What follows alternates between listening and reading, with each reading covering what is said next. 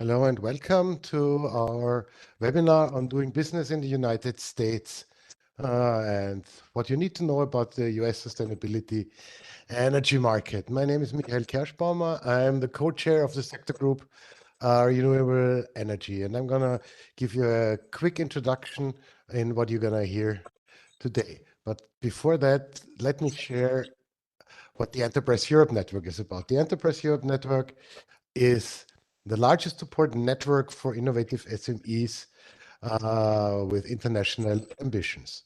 And what do I mean by the largest support network? Well, we've got about 450 partner organizations in 40 plus countries. And for the work we do, we receive funding from the European Commission for 3 years in the area of 164 million euros.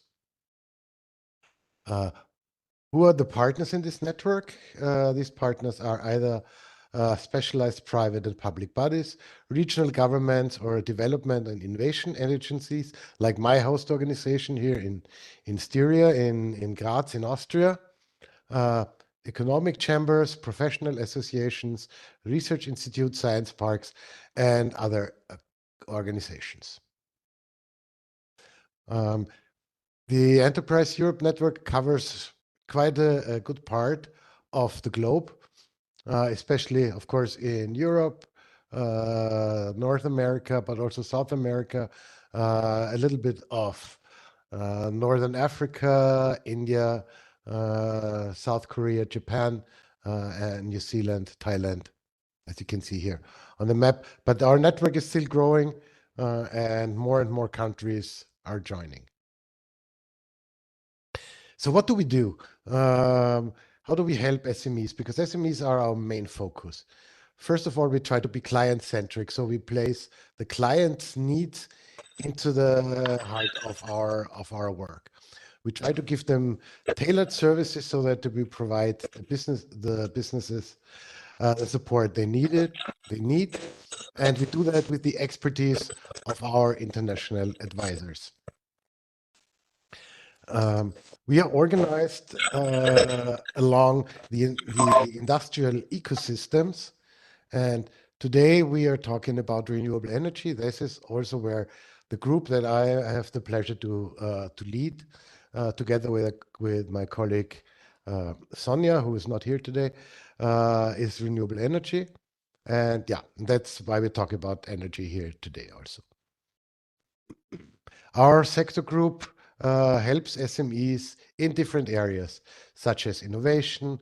We try to help them to get more sustainable and resilient. We help them when there are problems in the European single market. We do research and business partnering. We support them in their efforts to digitalization and internationalization, and also in the area of access to finance. Two of the main services that are relevant for our session here today are, of course, the partnering services.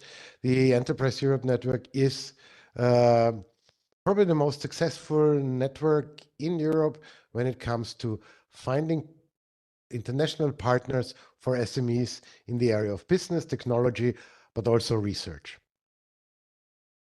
And of course, internationalization. We support SMEs and help them to access international markets and find business opportunities within Europe, but also outside of Europe. Today, we're going to talk about the United States, and we're going to have a look at the regulatory landscape for international business, look at the market, and what it means to enter the US market in the area of sustainable energy. So we're going to talk about legal aspects of expanding into the US market. We're going to try to understand how the energy market in the United States work. I hope we can lay foundations for building successful partnerships with US-based companies. And also we're going to be exploring the opportunities under the Inflation Reduction Act for European companies. We have an array of really experienced speakers here today with us. starting with Erin McClevey from the European American Chamber of Commerce in Texas, Javier Tyson from the Macquarie Energy Institute, Daniel Anciska from Troutman and Pepper, Kira Gautreau from the Houston Energy Transition Initiative, and from the European Commission, Christos Skouras. So that was it from my side. I wish you all a very interesting and successful webinar. And if there are any questions regarding the Enterprise Europe Network that I can ask, please don't hesitate and ask me. And that's it from my side. And I think, Erin, you're going to take over from here, right? Yes, I am. Thank you, Michael.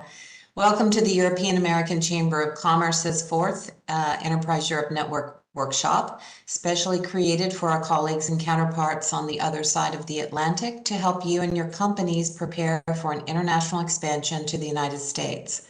Today's program theme is Doing Business in the United States, What You Need to Know About the U.S. Sustainable Energy Market. This event is organized by the European American Chamber of Commerce Texas and the Enterprise Europe Network. The EACC Texas, Carolinas, and New York are your EEN partners in the United States. Again, my name is Erin McKelvey. I'm the President and CEO of the EACC Texas. I will be your host and moderator today. Please make certain that your microphones are off, and please add your questions to the WebEx or YouTube chat for discussion. Now I'll take a moment to introduce our talented panelists. Xavier Tisson is Director of Energy Innovation at Southern Methodist University in Dallas, Texas. Xavier joined the Institute in 2021 after a 20-year career in the energy industry. He earned an MBA from the Cox School of Business and has both a master's and bachelor's in mechanical engineering from the SMU Lyle School of Engineering. His global experience in the energy sector, as well as his entrepreneurial drive, make him an ideal ambassador for SMU Cox School of Business, the Institute, and their students. Kira Gautreau is Senior Director of the Houston Energy Transition Initiative at the Greater Houston Partnership. Kira leads development and implementation of key work streams and cross-cutting enablers that leverage Houston's energy leadership to accelerate global solutions for a low-carbon future. Her work has particular focus on industrial decarbonization, power management, and advanced recycling for circular economy. She identifies opportunities for Houston to lead the world in decarbonizing high-emitting and hard-to-abate sectors with minimal impact on the regional power grid. Prior to joining the partnership, Kira held technical and leadership roles within the global energy industry, including leading and managing projects around the world for Chevron. Daniel Anciska is a partner at the New York law firm of Troutman Pepper and solves antitrust and related regulatory issues for businesses in many industries, including energy. Renewable energy developers, electric vehicle manufacturers, and battery supply chain companies involved in the electrification ecosystem across the U.S. rely on Dan to navigate complex regulatory and policy matters and to help develop a robust domestic green energy infrastructure. Very excited to welcome our speakers today and would like to get started with an overview of the U.S. energy market. Xavier, can you please share some of the historical perspectives and characteristics of this market? Absolutely. Thank you for, first of all, having me on this call. And I would like to thank Erin and Gladys and the European American Chamber of Commerce, of course, to have this webinar. As we prepared for this webinar, we thought, given the topic of U.S. sustainable energy market, that we would have a talk and a foundation around electricity overall. I will start with a couple quick slides that my students typically enjoy and that I need to remind them as they are starting their career. Electricity shapes our cities. We don't necessarily think about it today, but it's thanks from people like Frank Sprague back in the 1890s, where the elevators actually made its way into our cities allowing our cities to go vertical. Not only that, electricity also allows to grow the GDP, but it also frees women and girls from the pump, the stove, and the wash tub.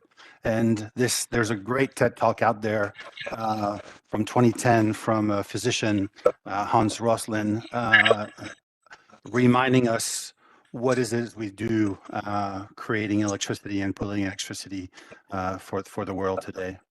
But electricity is distributed by the grid, right? So what is the grid? The grid delivers electricity worth $500 billion a year. It's also sometimes called the mother network, society most critical network, the world's largest machine with 6.1 million miles of poles, wires, and transformers. It is by far the biggest, most important, and most complex energy network, for sure, in the United States. But it's not so straightforward in the US.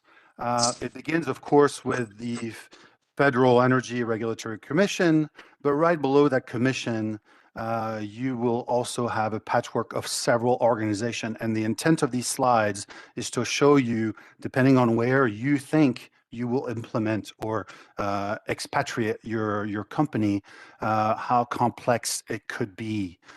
So it begins with a patchwork of regional transmission organizations and independent system operations.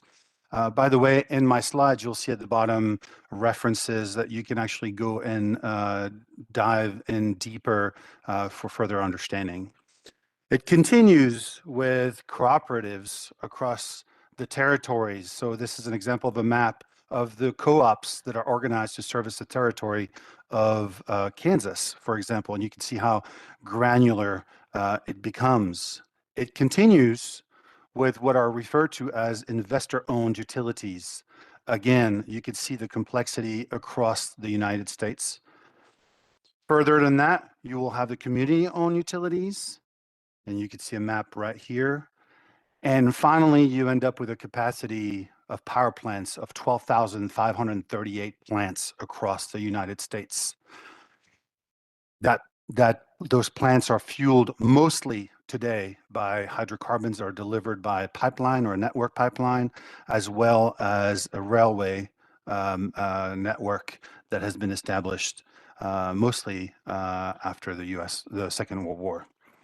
But in general, in terms of capacity, the grid today is 1.27 trillion watts of generation across the continent here, or the United States. You could see the different regions and their percentage contribution to this capacity. Most of the generation today is natural gas. And by the way, the United States has done a tremendous job switching away from coal and therefore doing a great job with emissions reduction. And you can see this, the second largest is still coal. And of course, we have the renewables coming in with wind and solar with the respective 11% and 6% of the generation capacity. Of course, you have the 9.76 kilometer miles or million kilometer miles of wire, poles, and transmission. I put a picture of the transmission poles because as a foreigner, when I first showed up here in the US, I thought to see a wooden pole was kind of interesting. Most Europeans are kind of double take on that. But anyway, so all this grid is really covered and managed across 303,094 electric providers, divided across investor-owned utilities, community choice aggregation, power marketers, co-ops, publicly owned utilities, and federal power agencies. Somehow, it all works, and it has worked until now. We did have some issues perking up in the last couple of years, and I'm sure we can talk about some of those if you have some questions. But I just wanted to go back and see what has this capacity been, how has this capacity been changing since 2015? As you all probably all are aware, the United States started developing its shale resources, and so natural gas has been greatly available after the shale revolution took place. So from 2016 to 2022, natural gas really led the capacity addition, if you will, as a lot of the new plants that were put online were natural gas powered.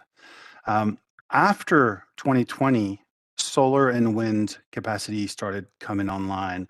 But since 2021, really solar capacity has become the prevalent addition to the grid. So today, solar power has basically taken 30% of the increase that we have seen in capacity in the recent 2023 year.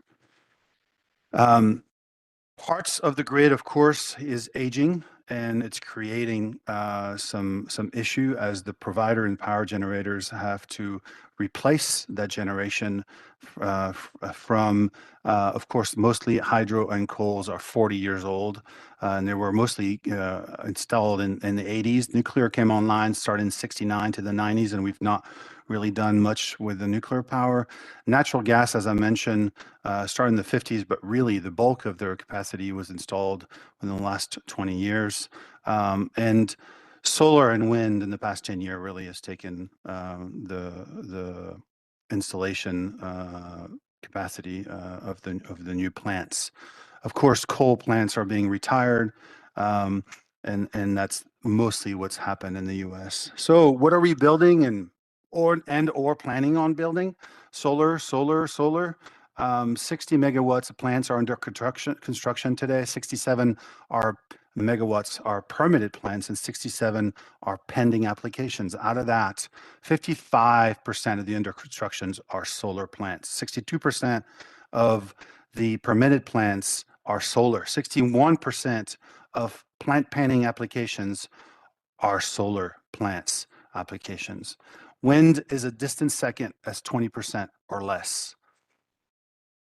Here, who is building these plants? Well, the non-utility generator accounts for most of the capacity for all four categories, but investor-owned utilities have more than doubled their capacity under construction since 2022. So this was a quick recap on what our grid looks like, but I just wanted to also add a few trends in the energy industry overall. I'm sure maybe Kara will cover that in more details. This is 50,000 foot level. At the global level, 2023 was the highest consumption of coal for the planet on record. Meanwhile, in the US, the oil and gas industry is still leading in terms of percentage share of the energy mix.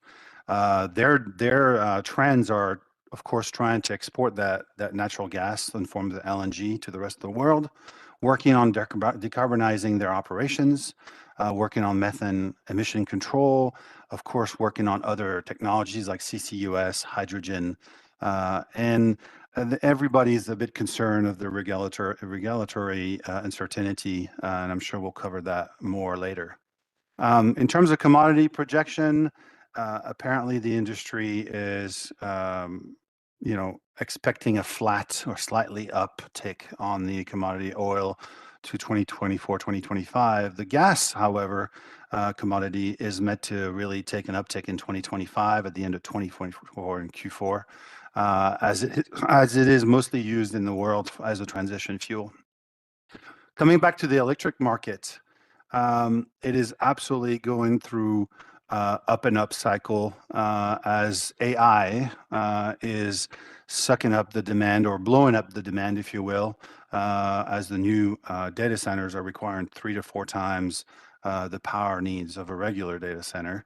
Of course, you have the EV trend, you have electrolyzers and other electrification needs. But at the end of the day, I guess it cannot be fast enough. Lots of innovation around managing the grid are also coming about, because with all this renewables coming online, managing brownouts and potential blackouts needs to also be handled. Large load connection at the moment, even in very quick and capital active markets like ERCOT,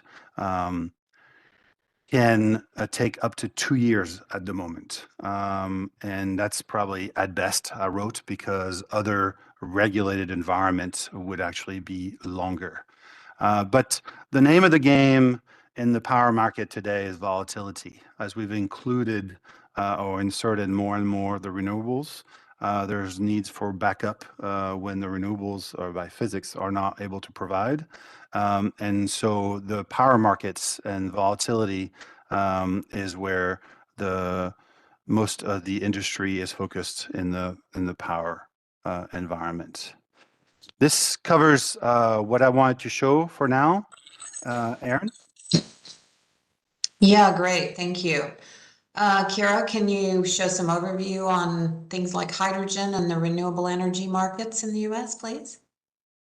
Yes, thank you, Erin.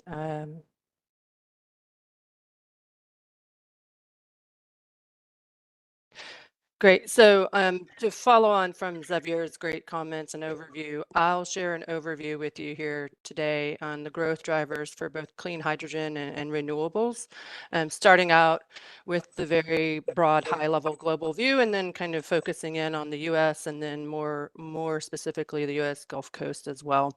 So many of you may be aware that we face the biggest dual challenge that we've ever faced with increasingly growing demand for energy around the world, while simultaneously significantly reducing emissions. And so that is resulting in both growth and changes in the global energy mix. There are a variety of forecasts and scenarios and outlooks for what that could look like in the future. I'm showing a few examples here, both from the IPCC and from ExxonMobil, to really highlight that although we see variation in the forecast for the future of global energy, they all really align on a couple of key factors. First, that energy demand will continue to grow. Next, that there will be, as Xavier pointed out, a sharp increase in electrification across the board. But then finally, really want to emphasize here that it's about an all of the above approach. There's really no energy source that exits the system in the outlooks to 2050 across the board. And so the world is still going to need both electrons and molecules and new technology areas like clean hydrogen, a range of alternative fuels and renewables are going to help decarbonize the energy mix moving forward. And so the energy sector must evolve to meet these changes, and there are significant investments needed for the energy sector to achieve goals around net zero by 2050. Depending on the scenario that you look at, from an economic energy transition to a net zero scenario, the range of investment needed is anywhere from $4 to $7 trillion per year as we look out to 2050. And there are investments needed around the world, in all technology areas and all sectors. So everything from this increased electrification to continued use of fossil fuels for important processes, for power and for energy, and then other low carbon sources of power and sustainable materials.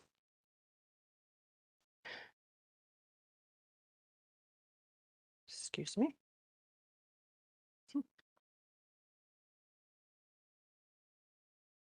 There. And then when we look at the U.S. specifically, we're seeing substantial investments across the hydrogen ecosystem and carbon capture. I'm highlighting here regional perspectives on announced project capacities in the U.S. And of course, highlighting Texas and the Gulf Coast, really leading in terms of investments in both blue hydrogen and green hydrogen and then carbon capture. But many of the other regions in the U.S. also playing a key role in growing their investments across hydrogen and carbon capture. So think about areas in the Rust Belt, the Midwest, the Rockies, the West Coast, the New England Northeast Coast, and then kind of all other regions in America increasing their investments in hydrogen. Here in the U.S. Gulf Coast region in particular, we already have a strong infrastructure to support the growth of clean hydrogen. There are, more than 40 large-scale hydrogen production facilities. There's an extensive network of hydrogen pipelines, and we also have several opportunities for hydrogen storage within salt caverns along the Gulf Coast. So we have structural advantages to lead in clean hydrogen. And in terms of the outlook for the future, when we look to 2035 and beyond to 2050, the clean hydrogen demand growth is going to be primarily driven from industrial applications and export needs. But we also are going to see some growth being driven by the mobility sector and the industrial heating and power sectors as well. Wanting to highlight here for you again, Texas and the U.S. Gulf Coast. To meet this increased demand for clean hydrogen, there have been a number of announced projects in the region, highlighting a few of these here for you, and wanted to make note that this is reflecting a mix of both blue and green hydrogen. So those projects circled in green are green hydrogen projects with renewables. Again, reflecting kind of this all of the above approach and why we believe that growth in the clean hydrogen ecosystem is really going to drive growth across the board for all the energy value chain. In Texas, we have the fortune to have many competitive advantages for clean hydrogen growth. We have proximity to demand that's going to help us to drive early adoption.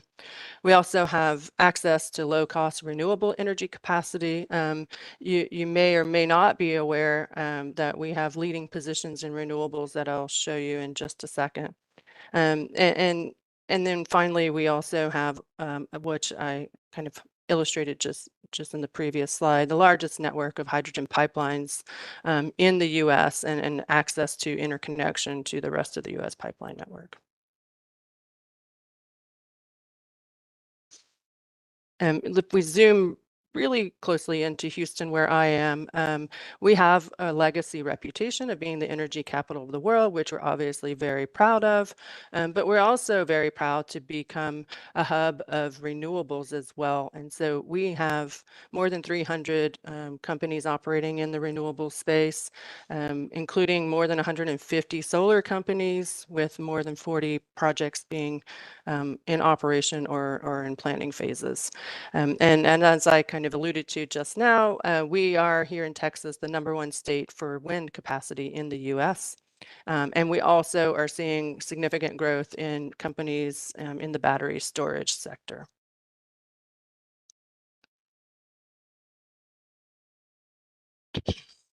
If we zoom out and think about growth in renewable energy, in particular in the U.S., as Xavier mentioned in his remarks, renewables and energy storage really dominate new utility scale generation sources. If we look at 2023, as he already kind of highlighted for us, more than 75% of total new capacity was coming from renewables and energy storage. And then if we add hydropower to that mix, it represents more than 25% of total electricity generation in the US.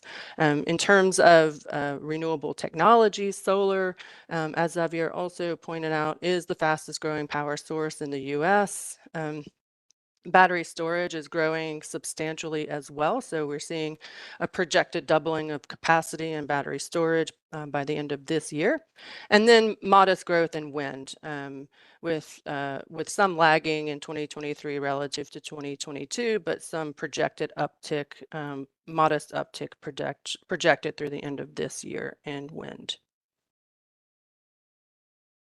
I was told that you all may be interested in growth in the offshore wind market here in the U.S., so I prepared a bit of an overview for you there.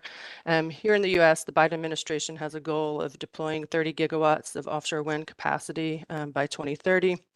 And it's the Bureau of Ocean Energy Management with the U.S. Department of the Interior that's responsible for holding offshore wind energy lease sales, which they hold in the Atlantic, Gulf of Mexico, Pacific, and also waters offshore of some U.S. territories. Last year in 2023, BOEM held the first ever Gulf of Mexico offshore wind lease sale with, I would say, mixed results. So only 2 companies participated in this. RWE submitted a winning bid for a lease area off the coast of Lake Charles, Louisiana, but no bids were submitted for the lease areas offshore Texas.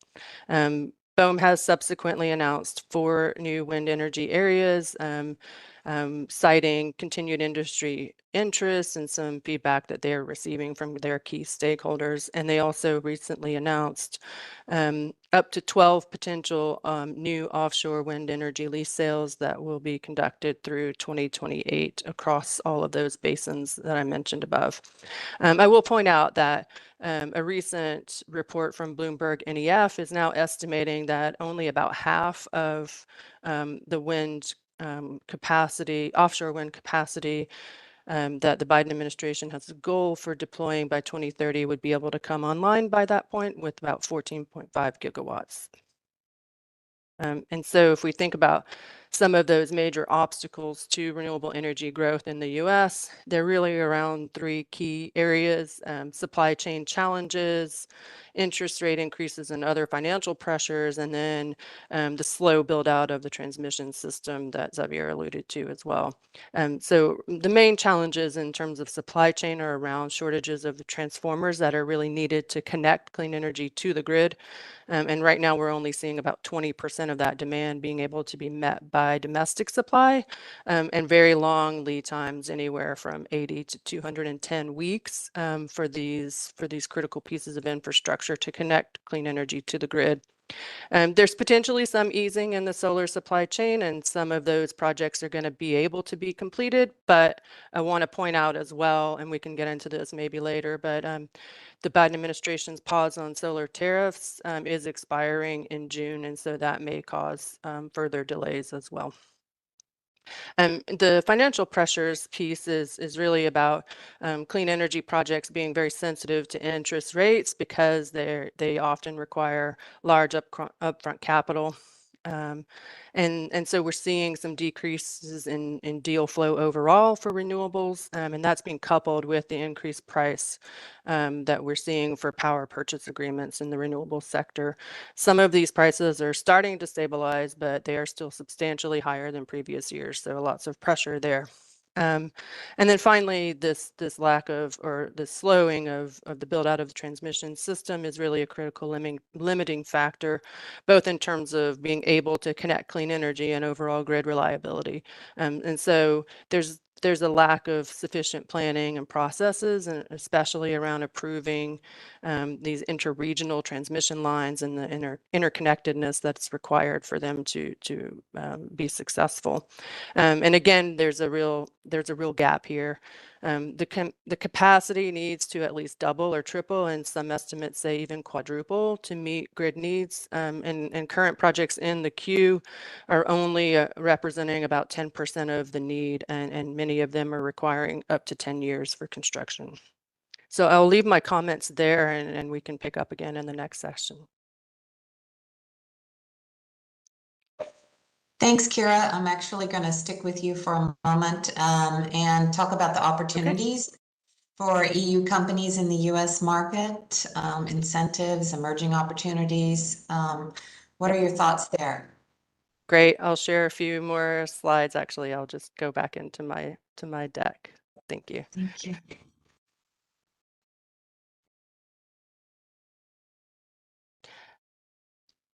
So I'll start with a highlight of some federal incentives, particularly from the Department of Energy's Office of Clean Energy Demonstrations. This office was stood up in 2021 with an aim to scale emerging technologies that are needed to tackle climate challenges and try to help the U.S. reach its net zero emissions targets by 2050.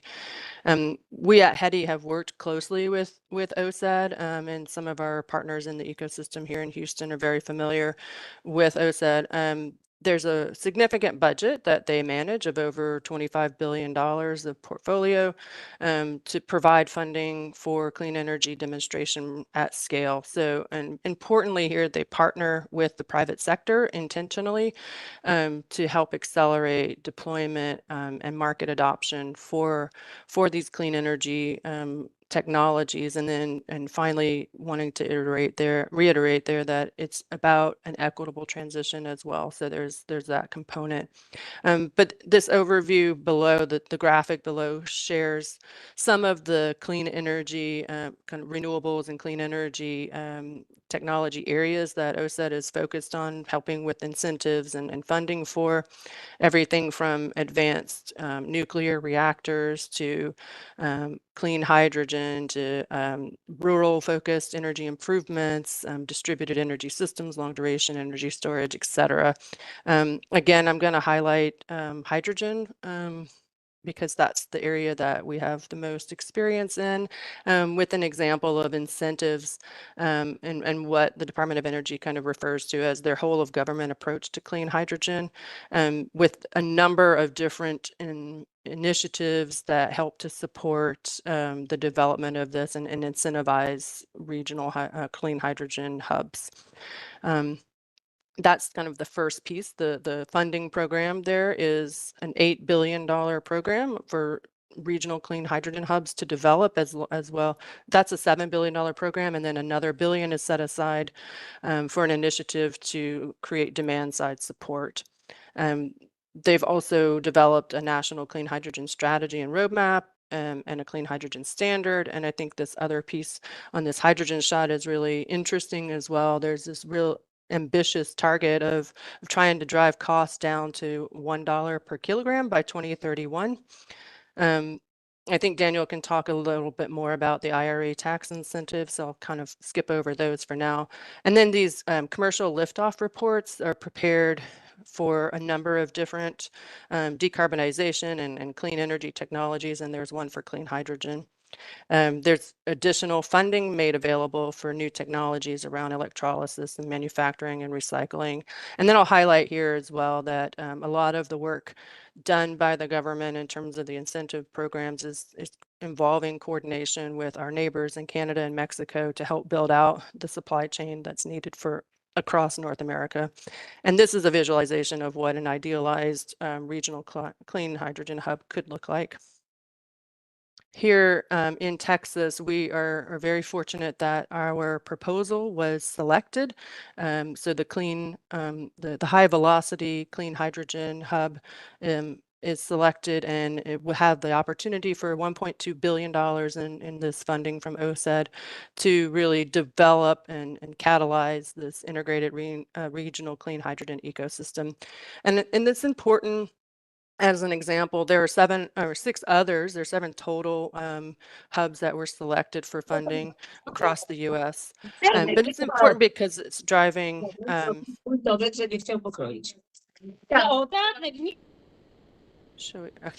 Thank you. Because it's driving growth in renewables and natural gas as well, that are all important sources for both reformation-based hydrogen production and electrolysis-based production. And you can see here that there are a number of use cases or end use cases across sectors, in the industrial sectors and transportation and mobility as well for this clean hydrogen. And so as we think about beyond just this one example of a regional hub, what are the emerging opportunities in the clean hydrogen economy?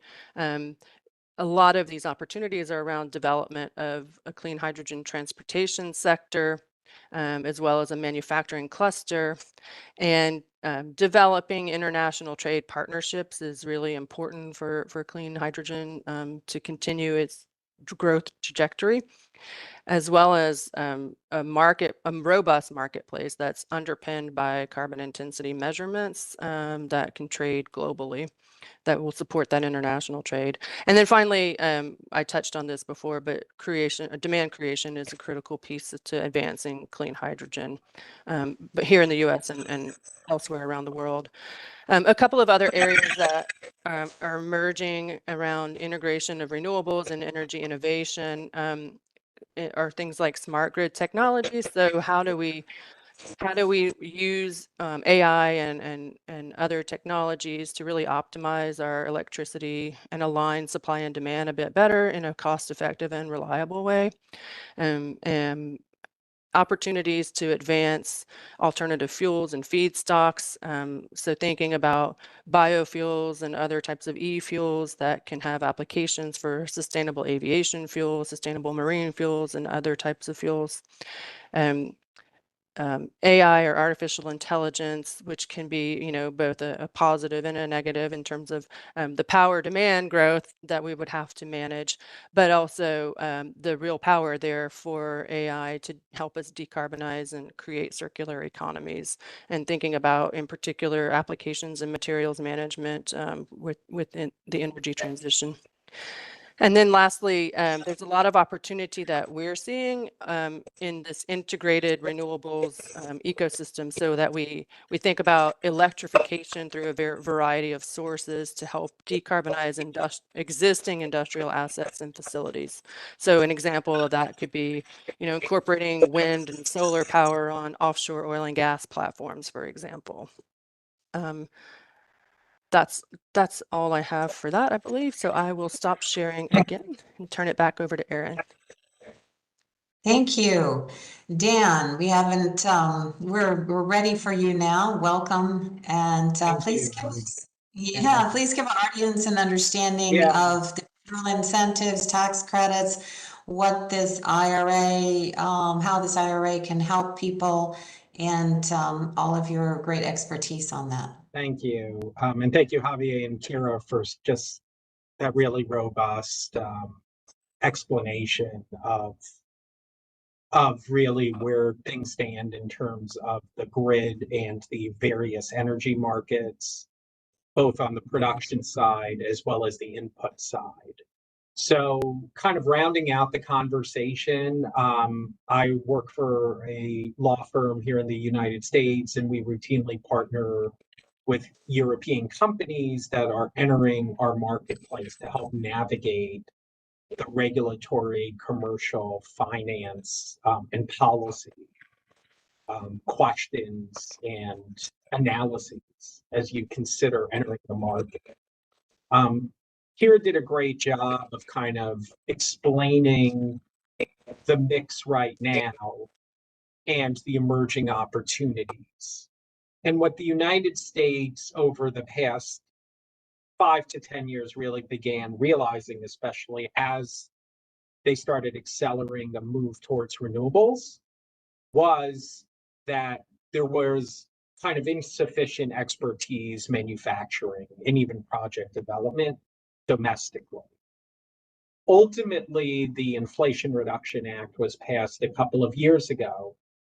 And the key aspect of the Inflation Reduction Act was to incentivize what was euphemistically called domestic production of kind of green technology, renewables adoption.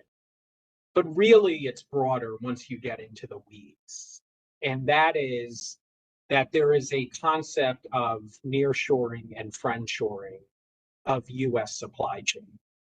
So when you look at the IRA and what are the benefits to enter the US market, the key benefits are, one, very much EV specific, which is the Section 30D customer credit for purchasing EVs. And there are all sorts of criteria for those EVs. But in order to get that up to $7,500 credit, that requires batteries and inputs to be a mix of domestically produced, meaning in North America, not only the United States, but also Canada and Mexico. And that would cover things like anode, cathode, and key inputs of the battery. But once that's kind of the upstream aspect of batteries, and we're talking about EV batteries, which frankly at this point are mostly lithium-ion batteries. But there's an other component, which is the critical mineral component, which includes processing, and that can be done through countries of origin with trade agreements with the US, which would obviously cover large aspects of Europe. And that's where we've seen a lot of projects also kind of coming into the US. Even on the battery side, however, there are European companies that on their own are building component processing and manufacturing or assembly plants, as well as partnering with US partners in order to do so. That is what I call the 30D, and that is really an EV specific or electric vehicle specific credit. The broader credit is a production tax credit under 45X of the IRA. And what that really does is it connects an actual value to renewable components or infrastructure that are domestically produced. So for example, if it's a solar panel, if it's a certain battery component, if you actually look at the section of the IRA, it tells you what the tax credit will be. And the benefit of those tax credits, first of all, many are very generous, but you have to be careful. You have to check and make sure which one applies to your considered product. And those credits are transferable. And therefore, there is a secondary market for tax transfer deals.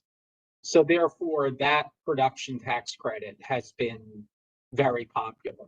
The third aspect, which has been a bit more challenging, these are kind of core manufacturing. So these are not project development, but if one is actually going to build a renewables, a wind turbine, a solar cell, a modular cell or an inverter, or an anode or a cathode. So that's kind of heavy manufacturing I'm talking about.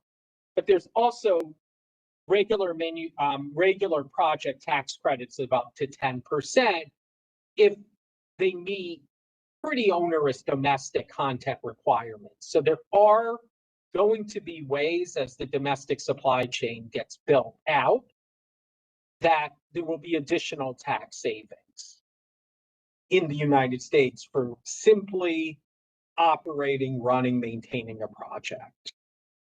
In addition, so I focused on the federal tax subsidies, the IRA, which are the key ones. In addition, what's important is what Kira focused on OSED, which is a specific Department of Energy program, but there are other Department of Energy programs. There are billions of dollars that are being provided under grant as well as loan programs in order to produce battery components, solar, wind, hydrogen, carbon capture, and other equipment and components from a supply chain standpoint. And those applications, we often team up with clients, including foreign clients, to make those applications. They're quite detailed, and there's a lot of red tape and a lot of fine print. And they are restricted, frankly, from a financing standpoint. If you take money from the United States government, it could be restrictive in terms of your overall ability to kind of finance your equipment or use other financial mechanisms. But that being said, these are very generous programs meant to incentivize domestic production. And again, this is separate and apart. So you're getting the IRA tax subsidies, transferable, many of which are paid for. So those are enormously profitable for businesses. And on top of that, you can be receiving grants and loans from the Department of Energy, as Kira kind of explained, one of those programs. Now, there's more. I feel like a salesperson, but there actually is more. There are also state incentives that we routinely work on with clients where states will give all sorts of local tax benefits and also help fund or subsidize the enormous energy needs of these manufacturing projects. And they will help defray the cost of infrastructure. So if you need a rail spur to bring equipment in, or you need a dock built out if it's kind of a waterway. States are competing heavily with one another and providing additional subsidies and benefits to companies. So certainly there is an enormous appetite for the expertise of European companies and their long success story on the renewable side to acquire, develop projects, run projects. There's even a greater desire if they're willing to get involved on the manufacturing side and be vertical. This is a growth area, as Kira's pointed out, as well as Javier, solar particularly, and solar, what I call plus BAS, which is plus battery storage, which kind of smooths out from a load standpoint and a demand standpoint, is a major growth area. And you're seeing it throughout the country. And there is a concentration now in the South, where Kira is in Texas particularly, but we're also beginning to see an expansion across the country. And with that, I'm happy to kind of pass it back to you, Aaron. But these are the key benefits. I mean, I'm happy to answer questions that any of you have. There are all sorts of questions and regulatory concerns, and the need to comply with everything from foreign direct investment, CFIUS, and Sure. UFLPA and other things. We already have a question for you, Daniel. Yeah. So you're not off the hook yet. Okay, so the question comes from U Heberman to everyone. To Daniel. What's the support for building process equipment to produce, for example, solar cells in the United States? This equipment can be used in solar cell production or can be exported.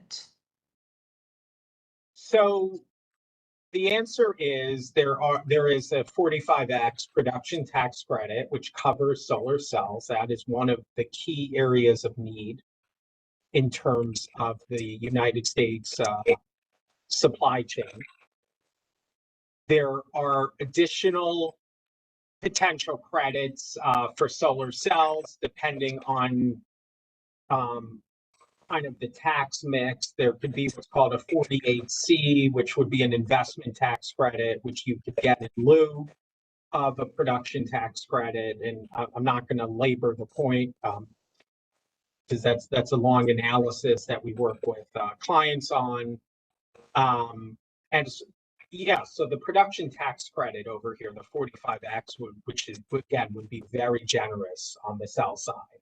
In addition, again, if you're going to actually put up a manufacturing facility in the US, there are also going to be the potential for Department of Energy loans or grants or other supports combined with state incentives. And the other question is, if you're going to be producing cells in the US, the kind of gating question is, do you rely on China raw materials?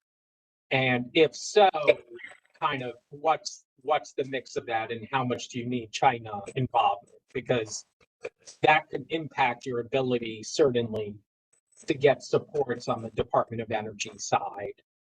Potentially, though not currently, it can impact the IRA, even though currently the 45X does not have what's called a foreign entity concern aspect to it. So Okay. the answer is, I'm happy to chat whoever the question is from based on your particular needs, but is there a urgent need for cell manufacturers, non-Chinese cell manufacturers in the US? The answer is absolutely. Okay, that's a great answer. Just so people understand, because I'm not going to go over, we're not going to have time for layers of regulation, and who wants to hear about regulation anyways? But importance of legal compliance for EU companies during their endeavors, and then we'll go into kind of what's on the horizon. Yeah, in terms of compliance, the answer is that it's kind of layers. If one is taking direct money from the US government, the Department of Energy is the main provider, the compliance level is extremely onerous.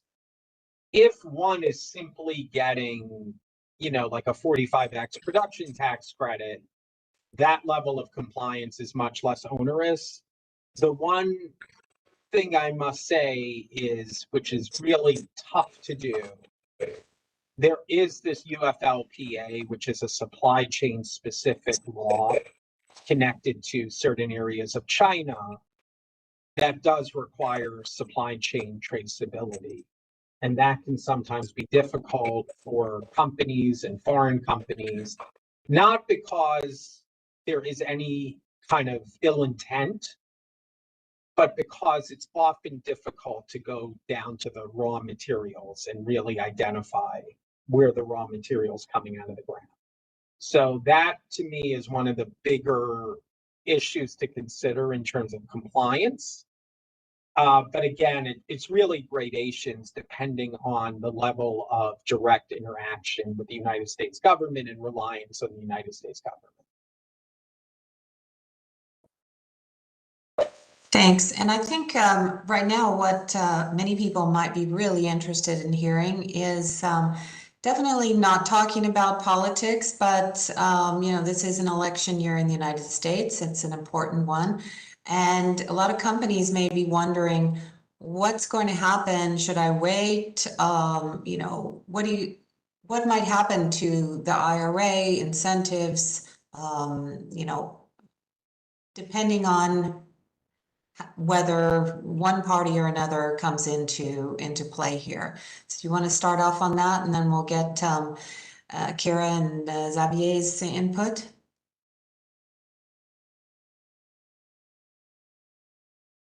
Daniel?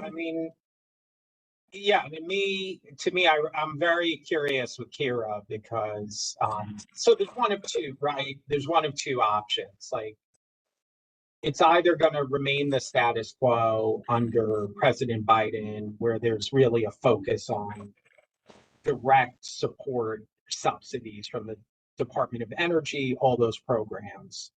And those programs, I believe, will continue to get funding. Some of it may be impacted if Congress becomes all Republican, or if there's more friction than there has been the last couple of years.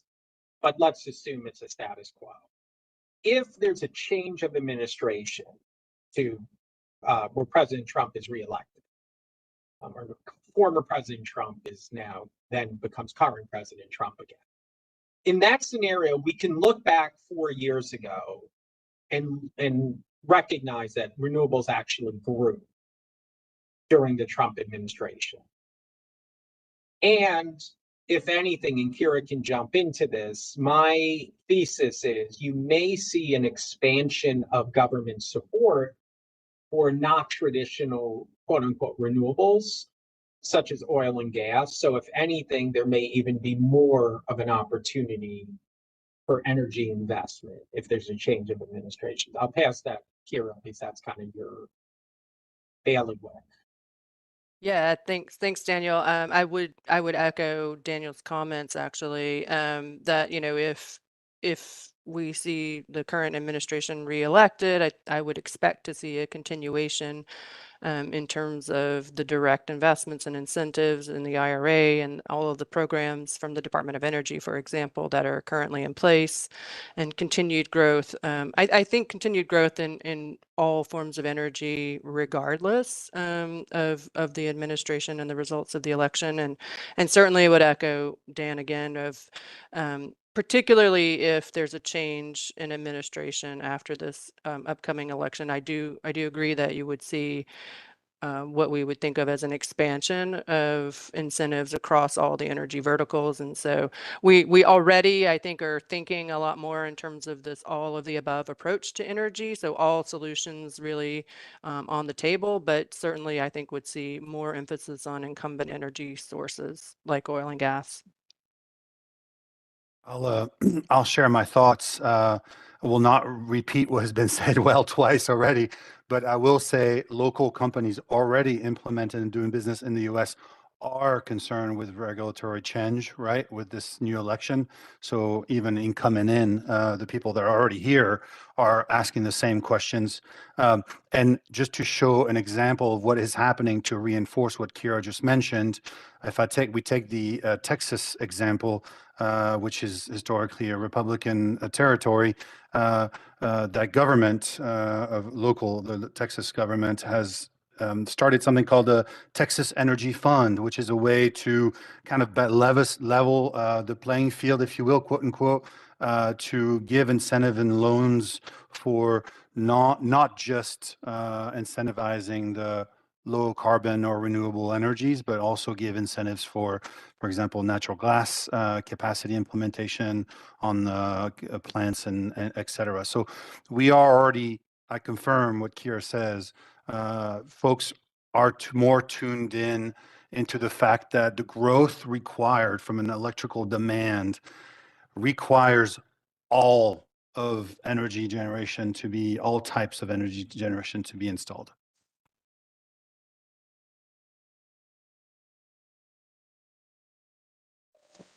Thank you, Xavier. We're actually out of time. We have a couple more questions coming in.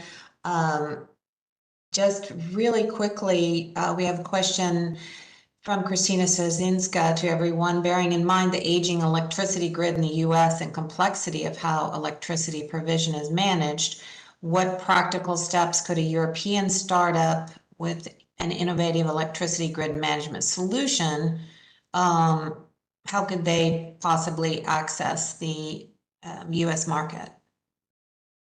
Can I take that maybe? Please.